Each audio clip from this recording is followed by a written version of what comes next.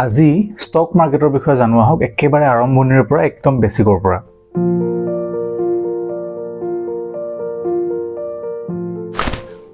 আজিৰ তাৰিখত অসমত ষ্টক মাৰ্কেটৰ নামত যিমানবিলাক ফ্ৰড চলি আছে এইবিলাক চলি থকাৰ সময়তো মই ভাবো অসমৰ মানুহখিনিৰ ষ্টক মাৰ্কেটৰ জ্ঞান থকাটো প্ৰয়োজনীয়, কাৰণ শুদ্ধ জ্ঞান তেওঁলোকে যদি ষ্টক মাৰ্কেটৰ বিষয়ে পায় তেনেহলে এই ষ্টক মাৰ্কেটৰ নামত যিবিলাক ফ্ৰড চলি আছে এই ফ্ৰডবিলাকৰ পৰা হাত সাৰিবলৈ তেওঁলোকৰ কাৰণে যথেষ্ট সুবিধাজনক হ'ব।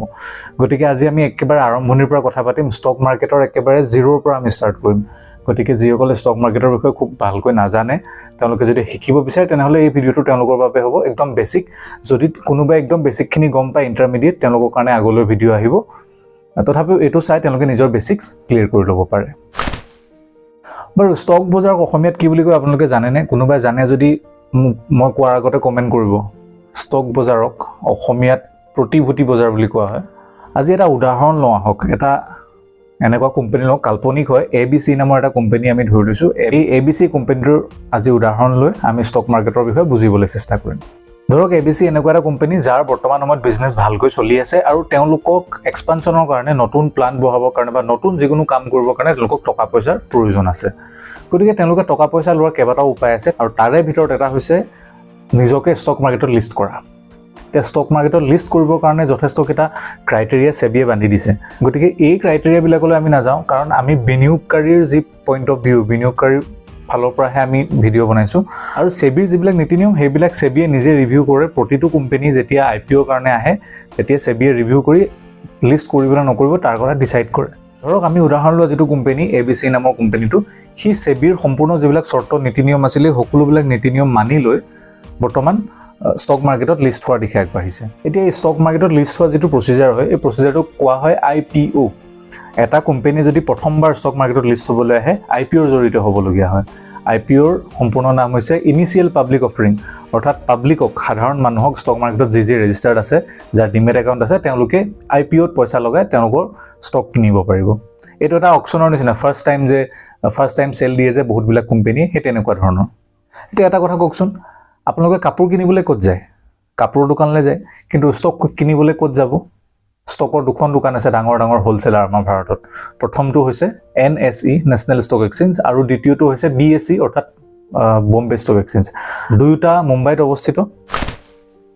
আমি অলপ আগতে যিটো ABC কোম্পানীৰ কথা কৈছিলোঁ উদাহৰণ হিচাপে, সেই কোম্পানীটোৱে এতিয়া NSE আৰু BSEত নিজৰ IPO কৰি নিজকে লিষ্ট কৰাব পাৰিব, যাতে আমাৰ সাধাৰণ ৰিটেইলাৰ যিবিলাক বায়াৰ বা যিকোনো বায়াৰে তাতে গৈ তেওঁলোকে কিনিব পাৰিব।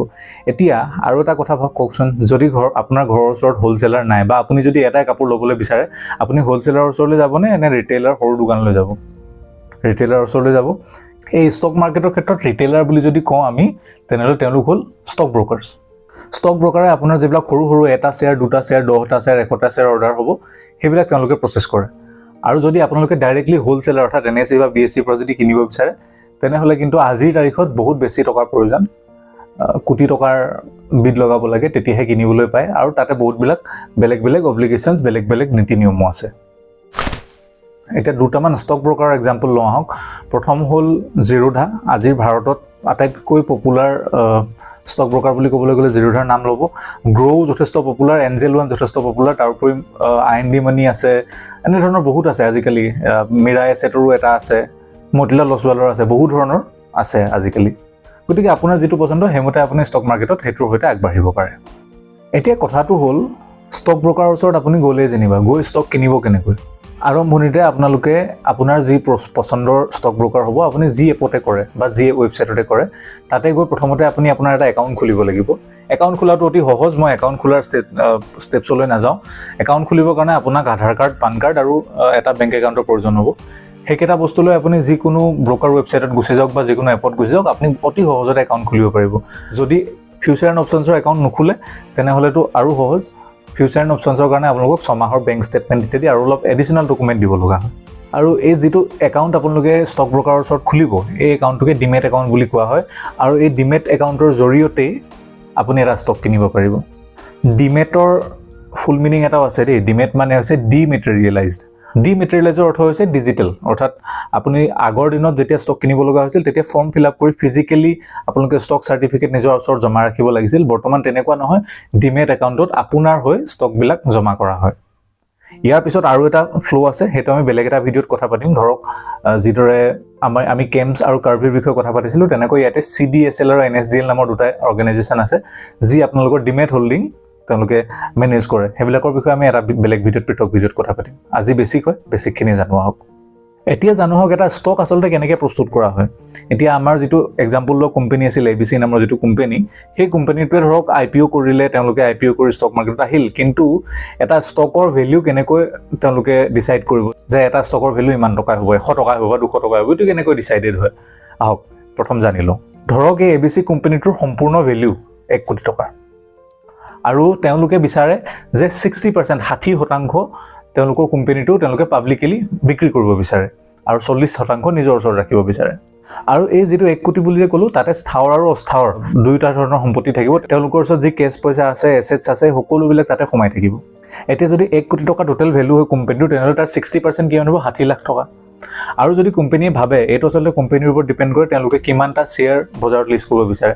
এতিয়া 60 লাখ টকা যদি টোটেল কোম্পানীটোৰ পাব্লিকক বিক্ৰী কৰিব লগা ভেলু হ'ল, তাতে যদি তেওঁলোকে ভাবে যে আমি 60,000টা শ্বেয়াৰ বিক্ৰী কৰিম, তেনেহ'লে 60 লাখ ডিভাইড বাই 60,000 কিমান হ'ল? 100 টকা। গতিকে প্ৰতি শ্বেয়াৰৰ ভেলু হ'ব 100 টকা। এইটো কোম্পানীৰ যিবিলাক ইনভেষ্টমেণ্ট বেংকাৰ থাকে, তেওঁলোকৰ যিবিলাক ফাইনেন্স হোৱা মানুহ থাকে, তেওঁলোকে এইবিলাক ডিচাইড কৰে। এইটোত আপোনালোকে বেছি ষ্টাডি কৰিব প্ৰয়োজন নাই, কিন্তু তথাপিও মই এই কথাটো আনিছোঁ কেনেকৈ এটা ষ্টকত প্ৰফিট হয় সেই বিষয়ে ক'বলৈ আপোনালোকক। গতিকে 60 লাখ টকাৰ 60,000 ষ্টক বনোৱা হ'ল, অৰ্থাৎ 100 টকা প্ৰতি ষ্টকৰ ভেলু ৰখা হ'ল। এতিয়া ধৰক যিটো কোম্পানীৰ টোটেল ভেলু 1 কোটি টকা আছিল আগতে, সেই কোম্পানীটোৰ ভেলু তেওঁলোকৰ ভাল বিজনেছৰ কাৰণে বাঢ়ি 1 কোটি 10 লাখ টকা হ'ল এবছৰত, অৰ্থাৎ তেওঁলোকৰ এছেট প্ৰায় 10% বাঢ়িলে। আমি আগতে কৈছিলোঁ যে তেওঁলোকে 60% তেওঁলোকৰ কোম্পানীৰ পাব্লিক অফাৰিঙত IPOত তেওঁলোকে ষ্টক বজাৰত লিষ্ট কৰি দিছিল। গতিকে সেই 60%, যিহেতু 1 কোটিৰ 60% আছিল 60 লাখ টকা, এতিয়া যিহেতু কোম্পানীটোৰ ভেলু বাঢ়ি 1 কোটি 10 লাখ টকা হ'ল, তেনেহ'লে তাৰ 60% কিমান হ'ব? প্ৰায় 66 লাখ হ'ব। যিহেতু কোম্পানীটো আগতেই ডিচাইড কৰিছিল যে আমি 60,000টা ষ্টক টোটেল বিক্ৰী কৰিম, আৰু সেই 60,000টা ষ্টকৰ এতিয়াৰ ভেলু কিমান হ'লগৈ? 60 লাখৰ পৰা বাঢ়ি গৈ প্ৰায় 66 লাখ টকা হ'ল। এতিয়া 66 লাখক আপুনি 60,000 ডিভাইড কৰি দিয়কচোন, প্ৰায় 110 টকা ওলাব। কোম্পানীয়ে যিহেতু গ্ৰ'থ কৰিলে, আপোনাৰ ষ্টকৰ ভেলিউ বাঢ়িলে। যদি সেই কোম্পানীটোৰ ভেলিউ 1 কোটিৰ পৰা বাঢ়ি গৈ 1 কোটি 10 লাখ নহয়, যদি 90 লাখ টকা হৈ গ'লহেঁতেন কমি, তেনেহ'লে সেই হিচাপত আপোনাৰ ষ্টকত লোকচানো হ'লহেঁতেন। গতিকে এই ষ্টক মাৰ্কেটে এনেধৰণে কাম কৰে। আচলতে যিটো পদ্ধতিত আপোনালোকক ষ্টকৰ ভেলু উলিওৱা কথাটো দেখাইছোঁ মই, এইটো আচলতে একেবাৰে সহজ পদ্ধতি, আপোনালোকক বুজিবৰ কাৰণেহে দিছোঁ। কাৰণ ষ্টকৰ প্ৰাইচত আৰু বহুতবিলাক কিবাকিবি এনেধৰণৰ বস্তু আছে। ধৰক মাৰ্কেটৰ চেণ্টিমেণ্ট আছে, তাৰ উপৰিও ডিমাণ্ড এণ্ড ছাপ্লাই আছে। এই বস্তুবিলাকেও ষ্টকৰ প্ৰাইচৰ ওপৰত প্ৰভাৱ পেলায়। গতিকে সেইখিনি আমি পিছত লাহে লাহে ভিডিঅ' যেতিয়া আমাৰ চিৰিজ আগবাঢ়িব, আমি লাহে লাহে সেইবিলাকৰ বিষয়ে কথা পাতিম। যিহেতু সপ্তাহত 5 দিন আমাৰ ষ্টক মাৰ্কেট চলি থাকে, গতিকে এই কোম্পানীবিলাকৰ ভেলুৱেশ্যন ডিভেলুৱেশ্যনো প্ৰতিদিনে সপ্তাহৰ এই 5 দিন চলি থাকিব। গতিকে আপোনাৰ পৰ্টফলিঅ'ত থকা ষ্টক প্ৰতিদিনে কম বেছি হ'ব পাৰে। বাৰু কিমান বুজিলে, কি কথা বুজিব পাৰিলে? লগতে এইটো কৈ দিছোঁ যে এই যেনেদৰে মিউচুৱেল ফাণ্ডৰ ক্ষেত্ৰত সেবিয়ে ৰেগুলেটৰৰ কাম কৰে, তেওঁলোকে নিয়ন্ত্ৰণ কৰে, একেধৰণে ষ্টক বজাৰো সেবিয়ে নিয়ন্ত্ৰণ কৰে। এই ক্ষেত্ৰতো আপোনালোকে যি ৱেবছাইটত বা যি এপত ইনভেষ্টমেণ্ট কৰিবলৈ যায়, সেই এপটোৰ বিষয়েও থ্ৰুলি আপোনালোকে সেবিৰ ৱেবছাইটত গৈ এটা ষ্টাডি কৰিব। সেবিৰ যি ৰেজিষ্ট্ৰেশ্যন নম্বৰ তাৰ বিষয়ে চাব, সেবিৰ ওচৰত ৰেজিষ্টাৰ্ড হয়নে নহয় এইবিলাক চাইহে যাতে আপোনালোকে ইনভেষ্টমেণ্ট কৰে। কাৰণ দেখিছেই ফ্ৰডছ হৈয়ে আছে, আৰু কেনেকৈ সেবিৰ ৱেবছাইটত গৈ চেক কৰিব লাগে তাৰ বিষয়ে আগতে এটা ভিডিঅ' আছে। মই সেই ভিডিঅ'ৰ লিংকটো আপোনালোকক ইয়াতে কেপশ্যনত আৰু ডেছক্ৰিপশ্যনত দি দিম। আৰু সেবিৰ সম্পূৰ্ণ নামটো জানে নাজানে? সেবিৰ সম্পূৰ্ণ নামটো হৈছে securities and exchange board of India. গতিকে নিশ্চয় ষ্টক মাৰ্কেটৰ বেছিক অলপ কথা বুজি পালে। ষ্টক মাৰ্কেটৰ ভিডিঅ' শেষ হোৱা নাই, আগলৈ আৰু ভিডিঅ' আহিব, কাৰণ ষ্টক মাৰ্কেট এটা ভাষ্ট ছাবজেক্ট হয়। কেৱল এটা ভিডিঅ'ত আমি সকলোখিনি সামৰি ল'ব নোৱাৰোঁ। গতিকে লাহে লাহে এটা এটাকৈ ভিডিঅ' আনিম। এনেকৈ যদি বেছিকৰ পৰা আপোনালোকে ফাইনেন্সিয়েল প্ৰডাক্টছৰ বিষয়ে জানিব বিচাৰে, তেনেহ'লে যদি ফেচবুকত চাই আছে, পেজটো লাইক ফ'ল' কৰি ল'ব, আৰু যদি ইউটিউবত চাই আছে চেনেলটো ছাবস্ক্ৰাইব কৰি ল'বলৈ একেবাৰে নাপাহৰিব। তেনেহ'লে আজি আপোনালোকৰ পৰা বিদায় ল'ব বিচাৰিছোঁ। নমস্কাৰ।